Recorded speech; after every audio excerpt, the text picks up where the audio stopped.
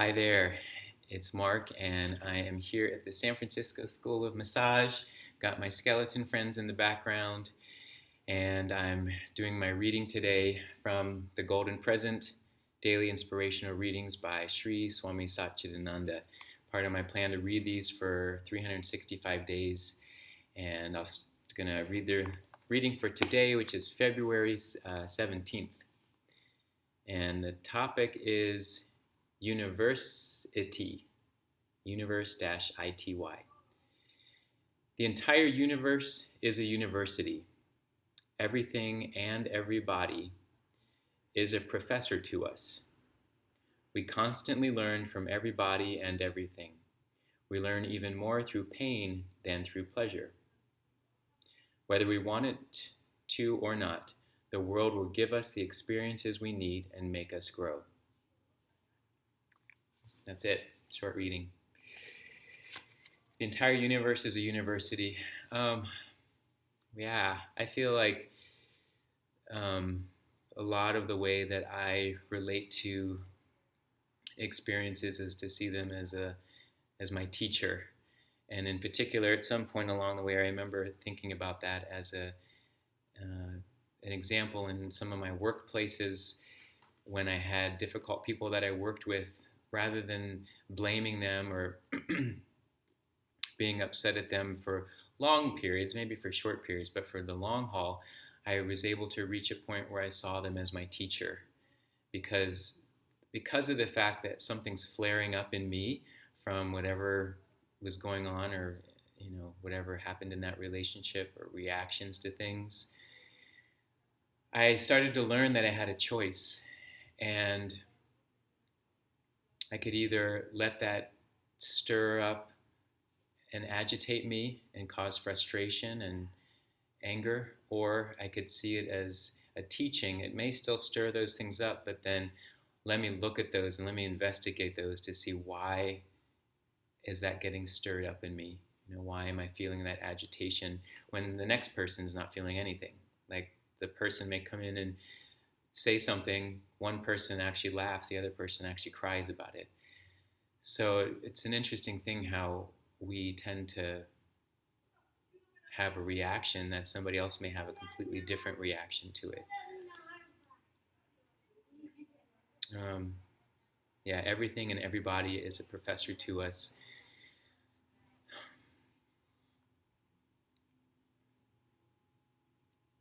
I'm staring out the window here and I just see this tree outside, and it's making me think about nature and how that idea of everything being a teacher to us. I just feel like the cycle of nature that happens with birth, death, and decay is one that might be easier to grasp in a lot of ways, and to see that it has a purpose, to see that it's because of that cycle that the next cycle can happen.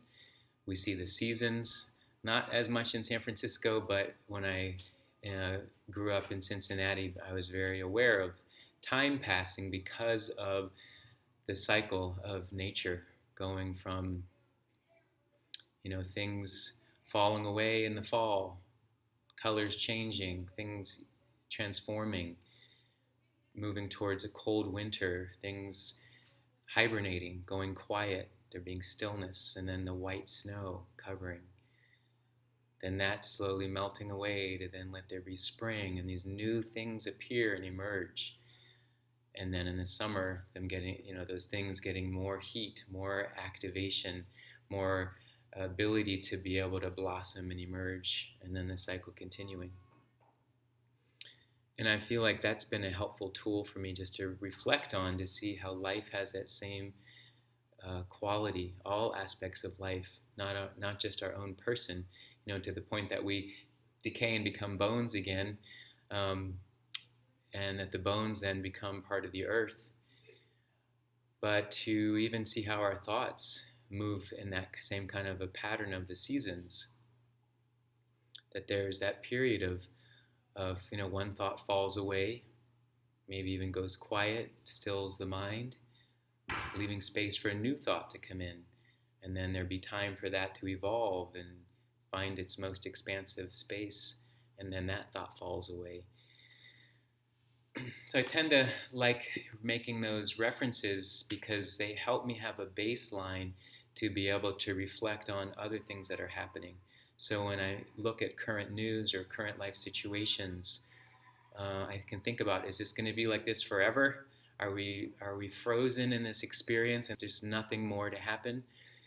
And looking back in history, it's always worked out that there's been some kind of a cycle. It's just always hard to know. And even like maybe winter doesn't even know that spring's going to come. When winter's having its experience, it's just being winter and finding the highs and lows of that period. And then this natural unfolding happens. But I believe it happens because there's those seeds of spring. There's that energy that's just sort of in a holding pattern, but it's wanting to express. It's wanting to have its moment. And the same thing with new thoughts, new experiences. Maybe all of things are that way, that the potential of all things are there, just waiting for that moment. It's like in yoga, they speak about, our consciousness as this, as Purusha, and it's this um, kind of ever-present energy that's just always has that moment of potential to become something greater, to evolve and manifest into Prakriti, and the manifestation of Purusha. So, it can be good things, it can be difficult things, it can be positive things, not so positive things. We can look at the cycle of life and death and our own experience and how we reflect on that from either recognizing our own mortality or when we have had experience with a family member that has passed, and the cycle that we go through for that. There's no way to hold on to not dying. Like this, that's something that's going to happen. We have to be able to recognize that at some stage in our life. But again, like the winter, we need to, in any season, you need to express what you are in that moment. Be what you are, not always holding on, or not always having that impending sense that, oh, this is going to end. Oh, this is going to, I'm going to die, so I might as well just, no, you live to the fullest in that experience, and try your best to find your center, find a peaceful way to relate to that experience. And I'm thinking about my T-shirt that said, don't have a cow. Oh, I have this. I wear this T-shirt as a double meaning. Not to don't have a cow, that expression, but also not to eat a cow. So anyway, that's something else. But just to honor everything as a teacher, and just see how that works out. See if that's something that you can try today. Again, as it said in the reading, we learn even more through pain than through pleasure. It just seems to be part of the nature of how that works. And so maybe if there's some difficult experiences happening, is there something you can think about that it's maybe a teacher for you rather than and a good teacher, not a teacher that's scolding you just for the sake of creating suffering. It's not just suffering for suffering's sake, but that there is an experience here that could potentially deepen your understanding of the whole experience, the larger picture. Yeah. Yeah.